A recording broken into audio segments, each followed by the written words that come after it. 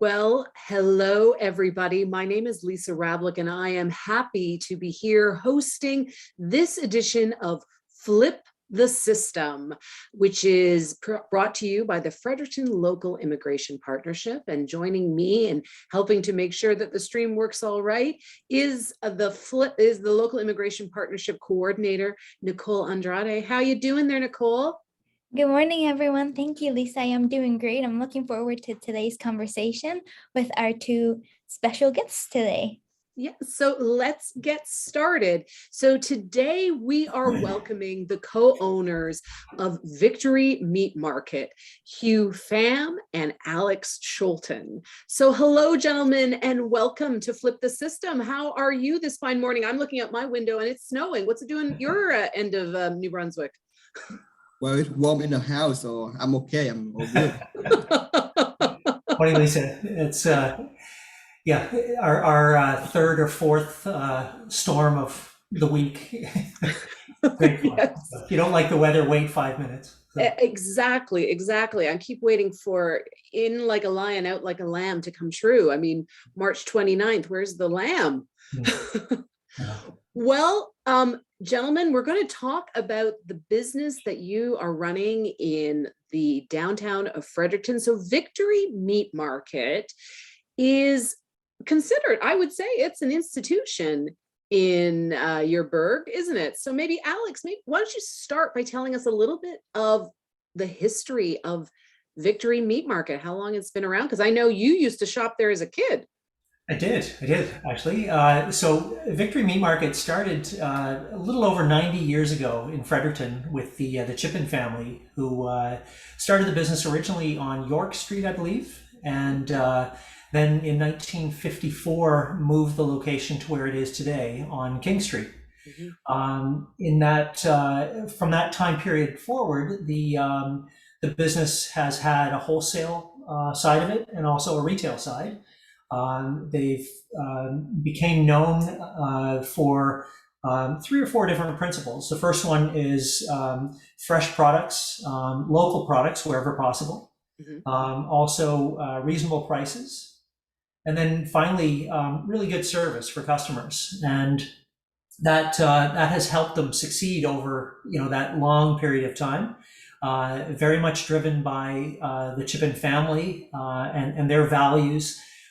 So not only did it become an institution because of the things that they sold and what they did, but also what the family did within the community as well. So a very, very well-known family, very supportive of the local community, and recognition of if you're going to succeed in the community, you have to help the community too. So that's, I think, what the business has really become known as. So Hieu, how did you come to decide you wanted to be a partner in Victory Meat Market? Well, it should go back to like when I was back in Vietnam. Then I met one of my friends, and that friend also a friend of Mr. Alex. So he said that there's an opportunity for us to do some business in Canada.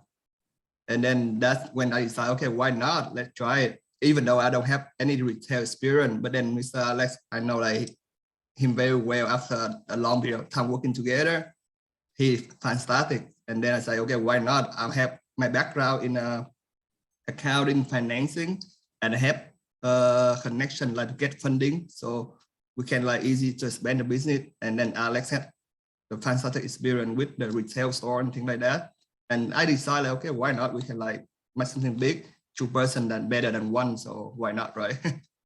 That's when I decided, okay, let's do it together. So you two have known each other for a little while. So what made you decide to make the leap from knowing each other to being business partners? Because that's a very different type of relationship. Mm-hmm. Well, we, as Hieu, I'm sorry, I'm going to say Mr. Hieu, because in Vietnam, it's common to put a Mr. in front of the person's name as a show of respect. So I definitely want to say Mr. Hieu. Hieu and I, as he mentioned, met first in Vietnam with a mutual acquaintance. I was hired to help this gentleman who lived in Fredericton since the late 1980s. He and his family had started a retail business here, Mhm. and they loved the city of Fredericton and wanted to, I guess, really promote the city to potential business investors in Vietnam. So I worked with him in a legal and business consulting capacity, and spent a month in Ho Chi Minh City meeting with some potential investors or potential business partners in Ho Chi Minh City. And Mr. Hieu, that's where he and I met there. So we started talking about his skills and what he brought to the table. And we then came back to Canada and started looking for a number of different clients, businesses that might be fitting their skills and experiences and education well. So in Mr. Hieu's case, we looked at a few different types of businesses, but the retail side kept coming back and kept coming back. And we knew there's some potential with Victory Meat Market. I had spoken to the previous owner, and we started that dialogue with him, and just things progressed from there.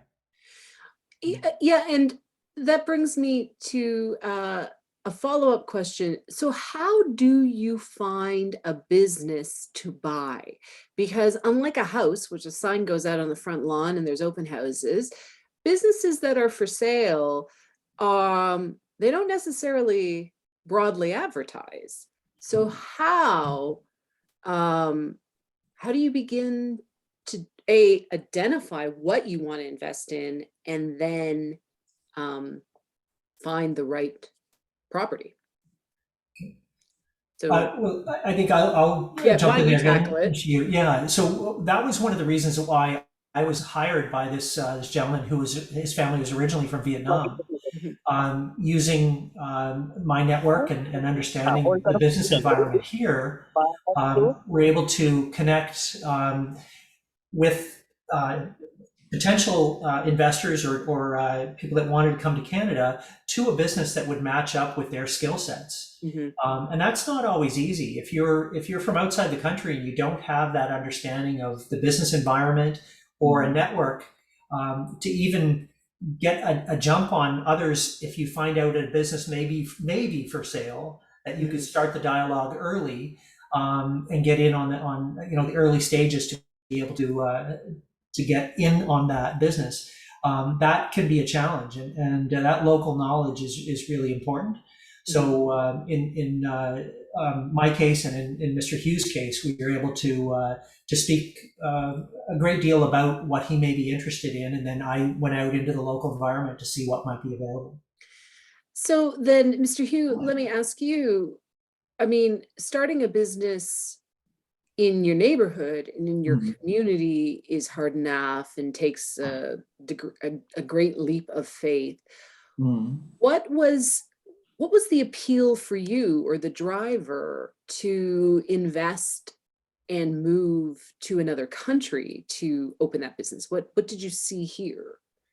Actually, I already been in the US for quite a long time, Okay. and I also have the business over there at that beauty salon, and my wife managing right now. But then we've been in the business for at least 6 years, I believe. Okay. And I don't think like it's hard to do a business in the North American country. You just need like the network and the right people to work with, and that's it. And after like the long period, a year and a half, work with Mr. Alex, I see like okay, I have faith in him, and then he has faith in me, and we just join together and say, and the business they have a long history. And then we also check a lot of stuff like financial record, things like that. That's my expertise. So I know exactly what's going on with the business, so that okay, the business is the right one for us to work with. And so then let me ask you a follow-up. I have covered business news here in Canada for quite a few decades and attracting investment and all that. And often that conversation is around business to business, so B2B companies, service companies, or manufacturing, or somewhere in a supply chain. I'm fascinated that your interest is in investing and running retail, so direct to consumer. What's the appeal of that? And Yeah, so what's the appeal of that? Where's your, what kind of expertise are you looking to use there? Actually, like, at first, I'm very nervous because I don't have any empathy about the retail. It's only Mr. Alex have that. But then in the financial thing, and then I check all the record, I see like it's all good. The business is to grow in, and then we also have a good service to the people. That's what I love. Mhm. I want to bring something to the people. And also like we see like a lot immigration coming, Mhm. and that's for my country as well. Say, okay, I want to provide some food for the family. So make them feel like they are in Vietnam or they are in China, they are in their own home, like country. So I say, that's my thing. I want to Right. give to people. So retail one day is one other thing, like you can bring the food to the table and people happy when they eat their own food at home. So Right, right. So, and I think there's some interesting additions and changes that you've been making to Victory Meat Market since you purchased it last summer, right? Yes, you've been there since last summer. So maybe you both tackle this, one or the other, how you're starting to bring a little flavor of Vietnam to Victory Meat Market alongside the hamburgers and chicken. I think I've got a pretty good example of that too. So early on in our partnership, we had Mr. Hieu would come in often and ask for different products that he and members of his community would be looking for. Mhm. And these would not be things that would be familiar to me as someone from Fredericton. Sure. So we always want to make sure our business is responsive to the needs of the community, because that's how we're going to succeed. Mhm. So Mr. Hieu came in one day and he said, "Have you tried this product?" And he brought in a recipe that his younger brother had made, and he brought it in and he told me what it was, but I didn't tell anybody else in the store what it was. I wanted them to try it first. So we brought it around the store, and it's a beautiful looking dish. And everybody tried a bit. No, that's good. That's really good. And we found out that it was actually pork bung. And it was bone? bung.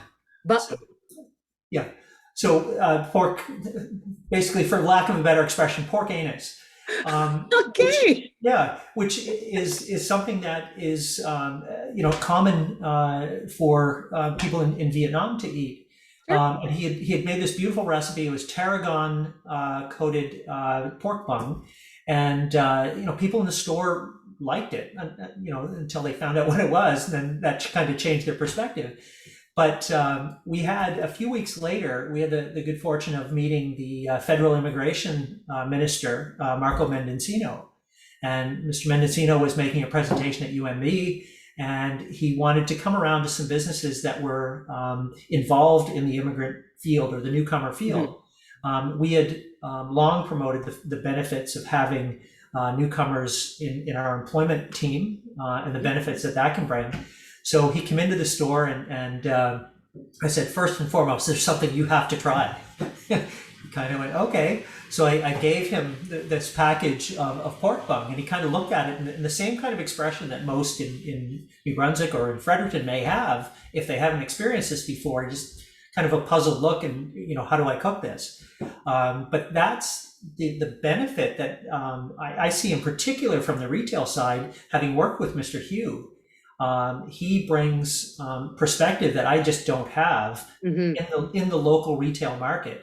So he's very modest about the fact that I don't have any retail experience. I would say just the opposite. He has brought to us what the local community, what the local Asian community is looking for products. And we're constantly working with product mix and bringing in new products from our meat department to our produce and fruit department to even our dry stock, things that people in his community that he still networks with here in Fredericton are asking him for. So we're able to benefit from that and be much more responsive to our customers.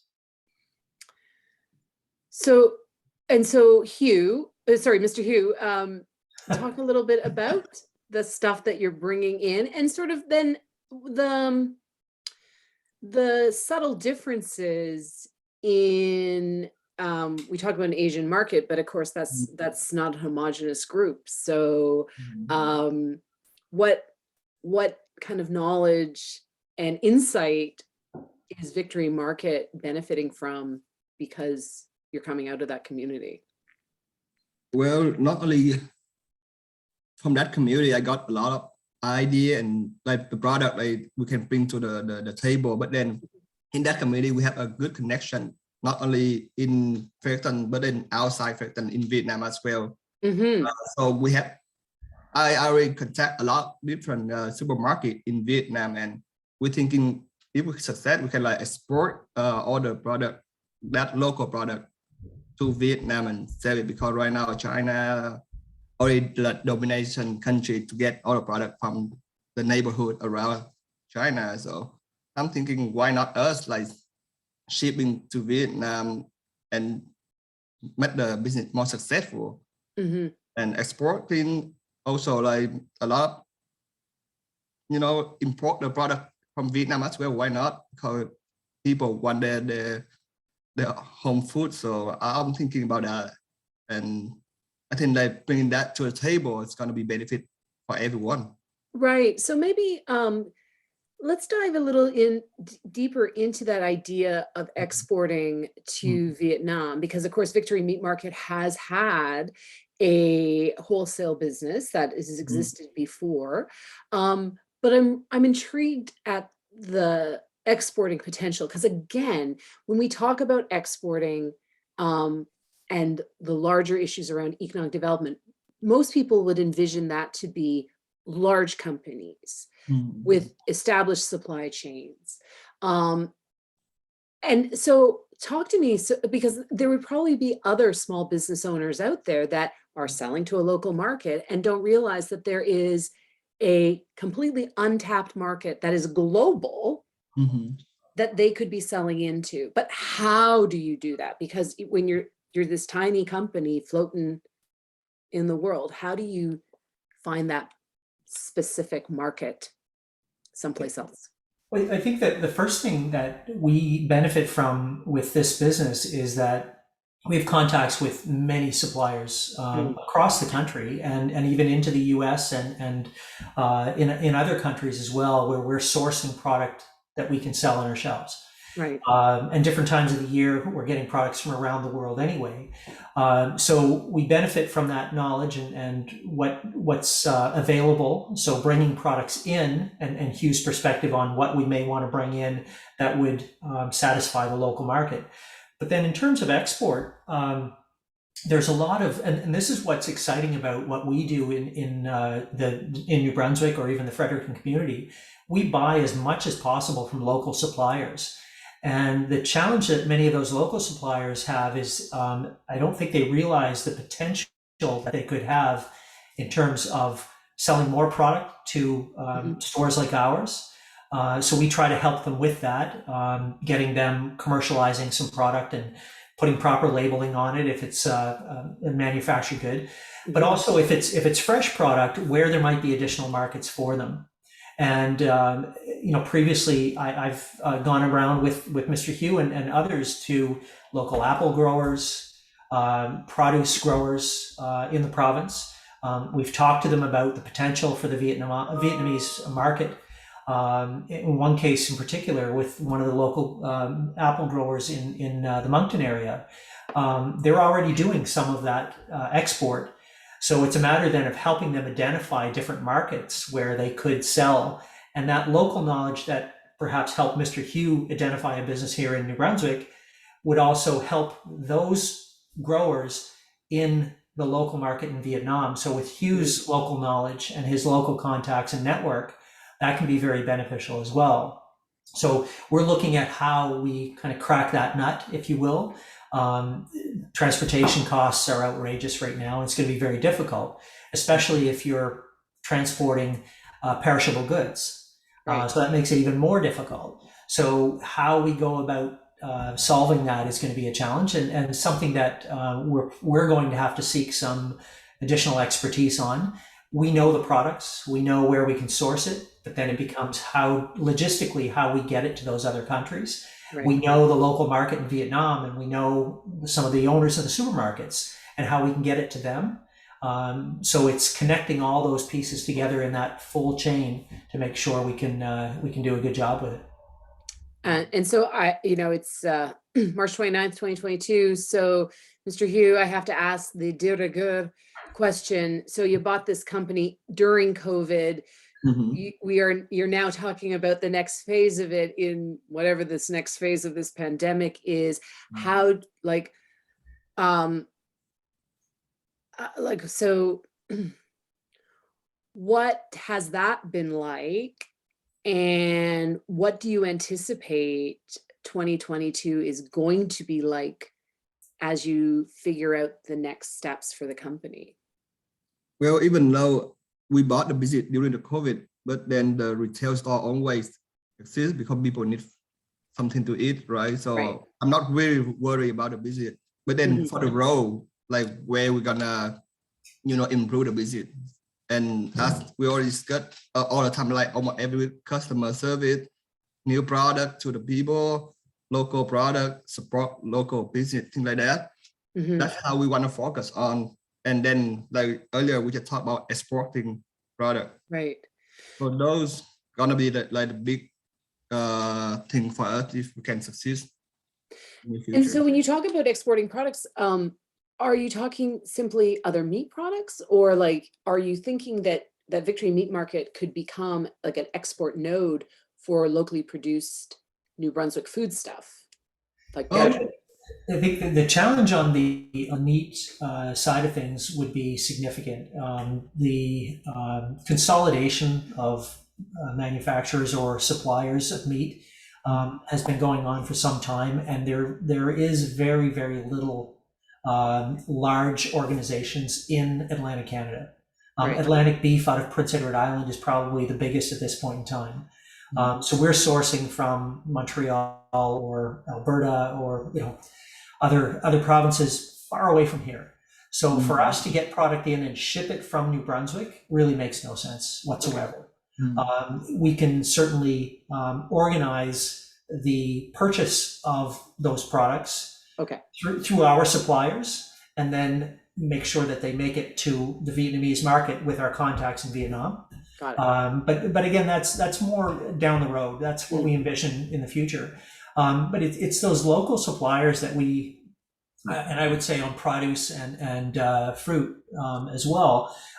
There is potential there that we could work with them and help them understand what markets might be available.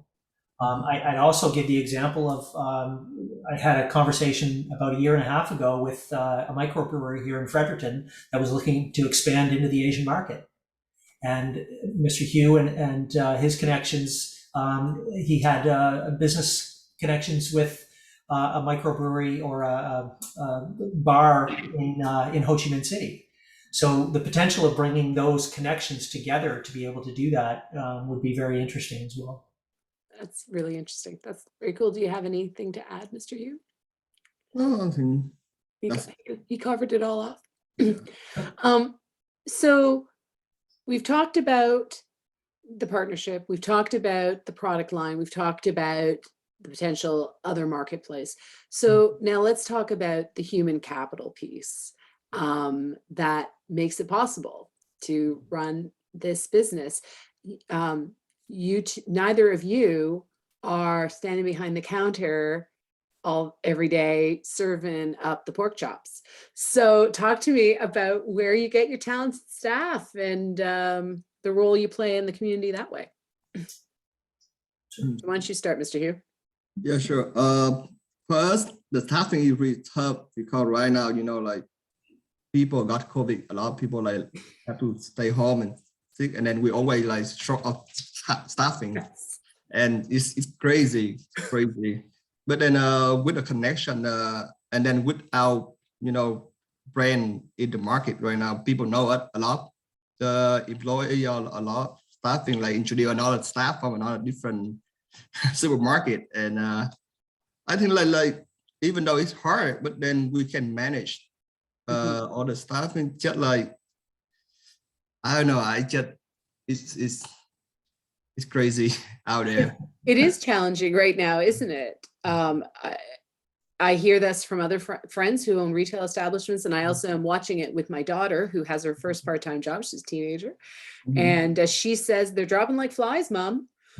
Each week she's getting an extra shift here or there because someone got COVID. Yeah, but then we see like the role in the community, especially the newcomers keep coming here, and then we also hire a lot of newcomers because we believe like they want to settle down in the community, and especially in Fredericton, and why not hiring them? Sure. Even though they knew, right? And maybe English is not the first language, but then we can help them experience talking to customers, things like that. They can improve the English and have a work experience in Canada. And we love to provide a job and then share the love of how we do the business with them as well. So that's one of the things that we're doing right now. Right. Do you have anything to add to that, Alex? Yeah, we've been really fortunate in terms of attracting staff from the newcomer community. And I've talked to a few of our staff members too, and they're, before they came to us, they were frustrated because they don't have references. Sure. To get their resume in front of a business is challenging at the best of times, but if you don't have that reference that can kind of get your foot in the door, they're frustrated by that. So we've had PhD students. I have a computer science student right now who's going through UMB and working for us on a part-time basis. A lot of these folks are having a hard time finding employment. And for us, it's been fantastic because not only do we have the ability to attract those new staff members, but also the perspectives that they bring to us. Like I talked about our ability to get new products that satisfy the needs and demands of our local community. Who better than the local community to have in our store to help us understand those? So we have cashiers from Thailand, from Iraq, Iran. We have warehouse workers from India. We have produce workers from Eritrea, and just it's the United Nations kind of thing too. So what's really helpful with that is that they bring us their knowledge of what their community is looking for, which helps us. They can also communicate directly in the language of their home country with those customers as well. So we're able to communicate with them. But overall, it's been a wonderful experience for everybody in the store as well, because we have a very eclectic team, but they all work together, and seeing them interact and work together and learn from each other's cultures has been just fascinating. Really, really exciting. That's really cool. So I wanted to open it up to questions from anybody in the audience. If you have a question and you happen to be on the Zoom call, you can let me know in the chat and I'll call on you. And then Nicole, maybe you can let me know if there's any questions coming at us from LinkedIn. Thanks, Lisa. Whoops. Sorry that I have feedback. That's quite all right. I do have LinkedIn going. However, I do have some technical difficulties with LinkedIn right now. So we'll see if anybody in the Zoom has any questions for us. And if not, we will happily keep chatting away. Why don't you tell me what are some, so we've kind of touched on the benefits of having an international staff, and of course, all these different tastes. So talk to me a little bit about, Nasheen has a question. So I will interrupt my question to ask Nasheen's. She is asking, having such diversity on your floor, how do you ensure cultural sensitivity among your time and also towards your clientele? Do you mean cultural sensitivity among your staff, Nasheen? Yeah, actually, that's a typo. I mean, cultural Yeah. sensitivity among the staff, like on the floors of the market, as well as towards your external clientele. All right. Well, who wants to tackle that one first? Mr. Hieu, I think it's your turn for Yeah, sure. question tennis. Well, I think like we already respect our staff. So about the culture, we still believe in what, that they can believe in whatever they do, and we respect that. So that's not our issue. However, like, because we cannot satisfy everyone, so sometimes we have to like confirm them to not to be sensitive about like working with another person or some product that they don't like, they don't want to see on the store, but then we have to sell it to other customer. And then, okay, you don't like it, just don't have to like, stand there and look at it, because, we have to give to everybody, not only you, but then the staffing on the floor. I think like we all respect each other. They are lovely and they are wonderful. So there's no doubt about that. Good. Alex? Yeah, I think Mr. Hieu hit the nail right on the head for that one too. It's a matter of first and foremost of just respecting people and treating them well.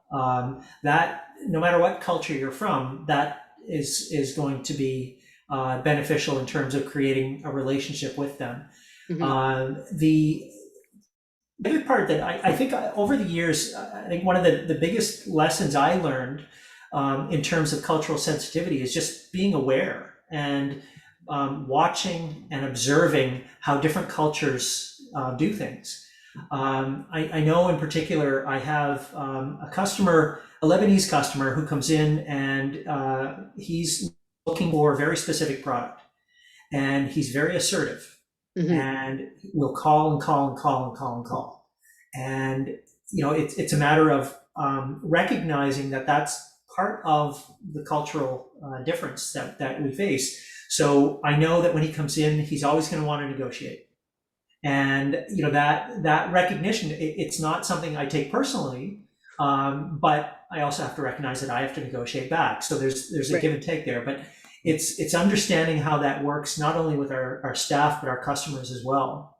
So in terms of how we handle things with staff, it's more just a dialogue. If something comes up, we'll have that conversation with the different staff members. And just, I know in a case that happened a few months ago, something was said by one of our staff members to another staff member, and the first staff member, the first cashier, didn't realize that what she said might be insulting. So I wanted to make sure I had that conversation with her and just said, look, this is how this could be interpreted. And she was just mortified, thinking that, oh, I never meant for that to happen. Sure. And, so we had that conversation with the other staff member, who said, it didn't bother me a bit.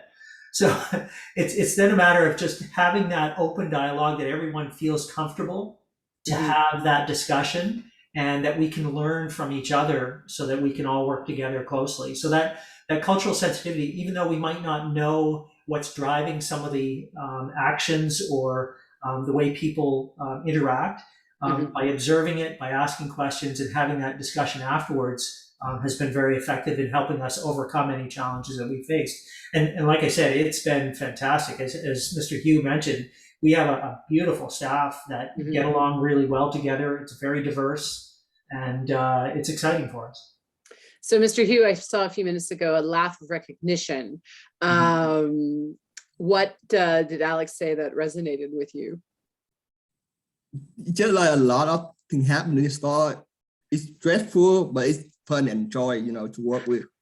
And then especially the staff, like sometimes they just so hard to talk to them, because they have them kind of mindset different than us. So, but then it's really fun for us, like, to work with them, and we share a lot of story together. Then that's when we understand and respect each other more.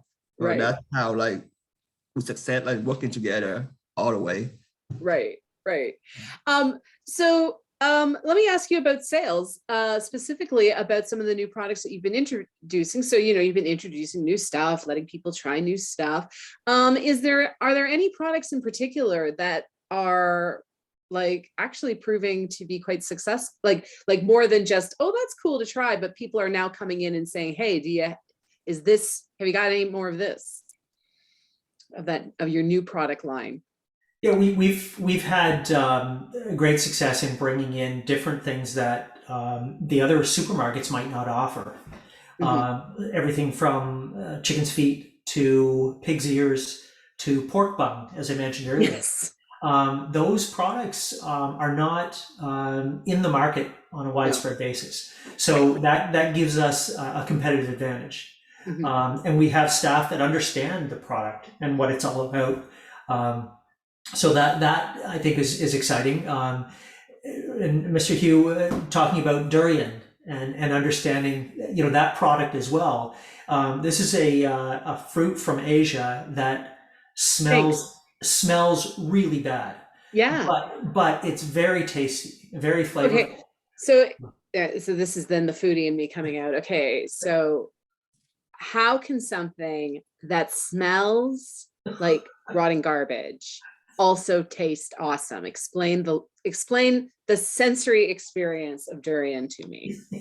I don't think anybody can explain that. It's like after you dry it, you don't smell bad anymore. Yeah. Okay. So when it has to be dried. Yeah, you have to dry a couple of times and you say that, okay, the smell is fantastic, not sting anymore. So that my idea, like you have to dry it. That's one of those foods that I always wonder. So first human comes across this thing, cuts it open, smells it, and goes, I'm going to give it a week. That's one of those food history questions I always. But that's what's really interesting with our staff as well, because our local or staff from the Fredericton area who might not have been experienced in these products will look at it and smell it and just, I'm not going near that. And then you see, you know, some of our newcomer staff who see this product and are really excited by it. Like, oh, I can't find that anywhere. That's fantastic. So we're able to then help the other staff members understand it, because we'll take the product and we'll crack it open and give everybody a sample. Some things they're going to love, as Mr. Hieu mentioned. Some things they are definitely not going to try or love, but at least they understand and know what the product tastes like, so that they can communicate them with customers on that product as well. Awesome. So what do you want 2022 to hold for Victory Meat Market? What are your hopes for it in the coming year, Mr. Hieu? Well, in this coming year, I just hope like we can get a lot more different products, so we can like contribute to our community, especially Fredericton. We have many people coming into different countries, and then that's where they can find the right product from our store. And also we want to expand the business that Mr. Alex and I already mentioned, export and things like that. We need to focus more, spend some time more about that.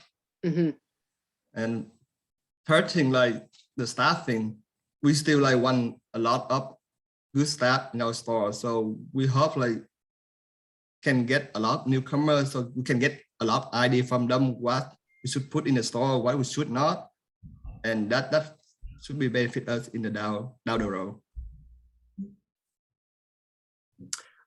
And what do you think, Alex? Yeah, I would agree. It's as we see issues impacting our supply chain, we're having challenges getting products from our traditional suppliers. So we look to other products, other suppliers that are available.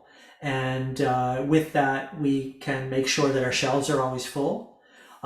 We have some diversity in terms of what we offer on the shelves. And we've expanded our product lines. In the last 6 months, the number I think is probably approaching about 300 new products on our shelf. Wow. Yeah, and that's just dry goods. That doesn't include what we've done in the meat department and produce and fruit. So doing that to then satisfy the local demand and products that our consumers, newcomer consumers, are not able to find anywhere else. That taste of home that Mr. Hieu had mentioned that they can't find anywhere else, we try to satisfy that need. So continuing to do that in the future is going to be really important. Right. immigration is going to be critical for this province to succeed, and making sure that we are then able to satisfy everything that those new consumers or newcomers are looking for, from housing to education to healthcare to what they buy in a supermarket, is going to be critical. So working with them to make sure that we can at least be part of that solution is very exciting for us. So I think we'll continue that in the next few years as well. We'll toy with things that work and that don't work, and we'll get new products in. But that's a lot of fun, actually. So it's really enjoyable. Awesome. So I got one final question, and that would be any advice you'd have for other business owners or potential business investors about the benefits of partnering with, if you're coming into the region, partnering with a local, and if you're a local, partnering with someone who's bringing some international experience. So a piece of advice for people who are looking for investment partners, business partners. What do you look for in each other? What should they be looking for? What do you think, Mr. Hieu? For me, because I know Mr. Alex for a while, and I know have a good connection network. So first, you need to have the good network here in Canada, especially Fredericton, because those people are gonna help you a lot. And then if you want to invest something, that's gonna be the benefit down the road. So networking is pretty important in the business. All right, Alex. Yeah, I would say, using the example of Mr. Hieu and I too, it's a matter of understanding the person and where they're coming from, and what their skills and experiences are. In the case of Mr. Hieu and I, that month that I spent in Ho Chi Minh City in May of 3 or 4 years ago now, understanding what that country is about, understanding the food and the cultural practices and the communication that people in Vietnam, are used to in their culture. For me to partner up with someone like Mr. Hieu, I think it's important for me to then understand where he's coming from. Right. And much the same as Mr. Hieu has done with me. It's understanding, what it's like to work with a Canadian. Or a person from New Brunswick, or a person from Fredericton. We're rather unique, I think, and as Mr. Hieu can probably attest.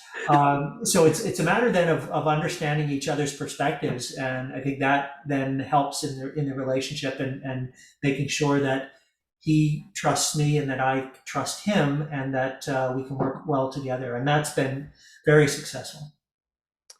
Well, thank you very much, gentlemen. This has been a really interesting conversation. And with Dawn, yes, did you have a final question, Dawn? Or are you waving goodbye? No, I'm trying to unmute myself here. Oh, there we go. Hi, Dawn. I'm a Teams person, not a Zoom person. So I'm going to facilitate that. Not a question, but so much as an observation. And I'd like to just comment on what's resonated with me. I'll see if I can articulate this well. What I've noted is that I like to comment on the power of diversity and diversity of views in leadership roles in particular. And just the power of two. I can see what you two gentlemen have done. You've brought more than just your Vietnamese heritage, or more than your Dutch heritage to the fore here, and expanded well beyond your own perspective. So the challenge you face, especially in a traditional business, and you were a small retailer, you're probably, my experience with Victory Meat Market goes way back to when I was at UNB in the 80s. And I'm sure it's changed quite a bit since that time, but it was a traditional business and a customer service business.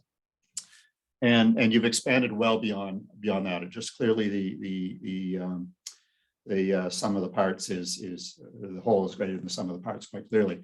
I work in the justice services business on basically supporting the courts, so all of the infrastructure and processes, proceedings that create the framework for courts. We're an 800-year-old business that is deeply traditional, and a huge amount of inertia has built up. And we're trying to shift that right now when we're seeing the trend globally that it's just a one size fits all. It does just not work for people anymore. It does not give people true access to justice. So we're trying to pivot a little bit and trying to understand our customer base and trying to understand that we actually are a service business, more so than someone that just caters to supporting lawyers and judges. And I think part of our challenge is that we have a very traditional homogeneous leadership. And I think that's a real, I won't call it a roadblock, but it's something that is slowing our progress in terms of trying to understand our market, understand our business, and trying to affect that change. So anyway, that was inspirational to see what you guys have spoken on. And we'll continue pushing that on our side of the business too. Well, Dawn, and before I pass it over to Alex and Mr. Hieu, I mean, certainly you should connect with Nicole, and because I know Ignite is doing a lot of work in that space in helping that shift. And so we'd be happy to continue that conversation with you as well. But I will pass it over to, because I mean, that in what you just talked about, that shift from that traditional minded business into more service is the story of our times right now, I think. But Absolutely. I will Can I just add to what Don had said too? The certainly recognizing that our like our business, for example, I want to reflect what the community looks like in our business. So you've got people from different parts of the community that are on our team, and that way customers feel that there's a connection there. I also am fortunate to work with the municipality of New Maryland and the Union of Municipalities of New Brunswick. And one of the things that we're promoting is the voting rights for people that are newcomers to Fredericton, so that they can get or to New Brunswick for that matter, they can get the right to vote municipally, which they don't have that right yet. Until they're citizens, they don't have that right. It's important for our municipal governments and even our provincial governments and federal governments that we reflect the face of our community in order to understand what our community needs. So Don, your points, I couldn't agree with more. And that's where I think I was trying to get at in terms of finding the right partner.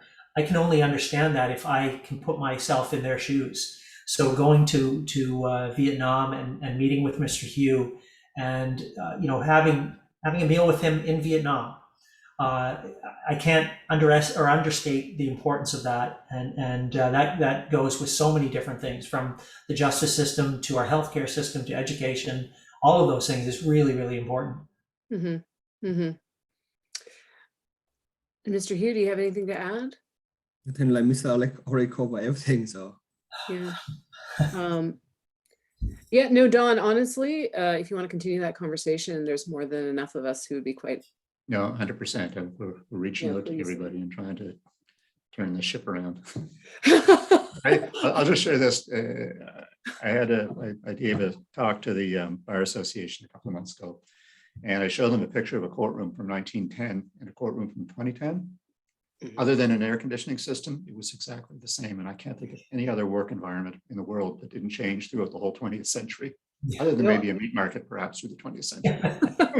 No, that's and I have friends in the justice system, and we have that conversation because, of course, I'm in the business of change management, and I talk with them, and they're like, "Oh my goodness, Lisa, I managed to get this done."